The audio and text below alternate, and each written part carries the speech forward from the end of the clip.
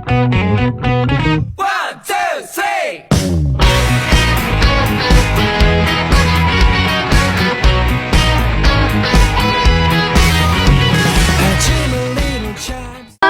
Halo sobat, selamat datang di Bincang-Bincang Santai bareng kita. Saya Sasabila Divanjani dan rekan saya Nisa akan membahas tentang masa depan kepemimpinan. Yuk ikutin kita.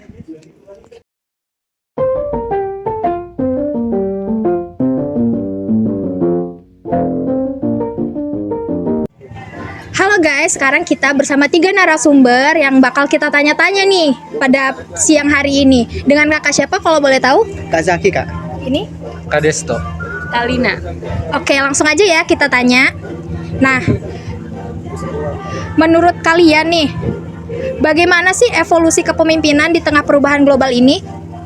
Kalau menurut saya dari sejarahnya ya, kalau kepemimpinan itu kan udah hierarkis ya, yang dimana pemimpin itu di atas dan bawahan itu di bawah kan. Nah kan, tapi sekarang ini udah berubah, yang dimana pemimpin itu menekankan kolaborasi, komunikasi dan lebih aktif lah untuk yang mereka-merekanya juga sih. Bener banget, Jar.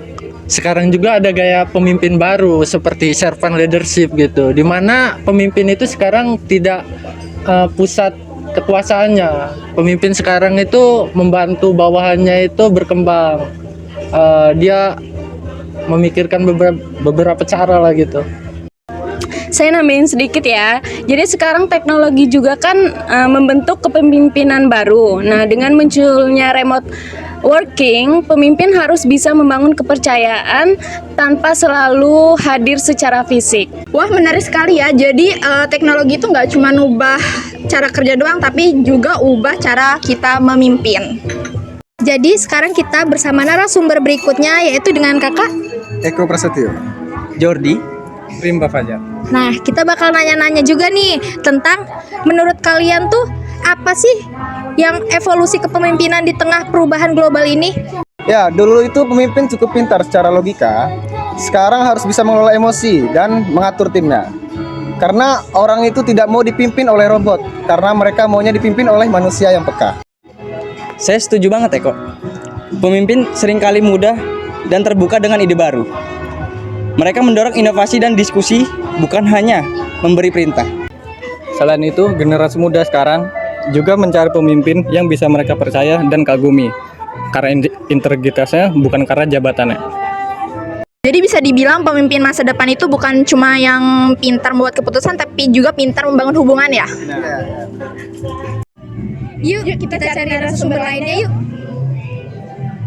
Nah, di sini kita bersama Kak Silva dan Kak Lintang. Nah, jadi bagaimana sih menurut kakak seperti apa sosok pemimpin yang adaptif itu?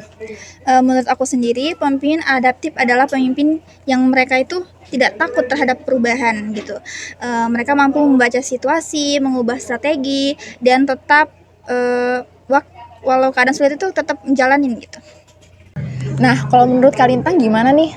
Menurut aku pemimpin yang adaptif itu misalkan saat pandemi kemarin mereka kan melakukan pekerjaan secara online ya, pasti karyawannya juga membutuhkan waktu untuk beradaptasi, jadi pemimpinnya harus melakukan dukungan secara emosional dan juga secara ini ya, kayak ngasih dukungan ke karyawannya, itu aja sih.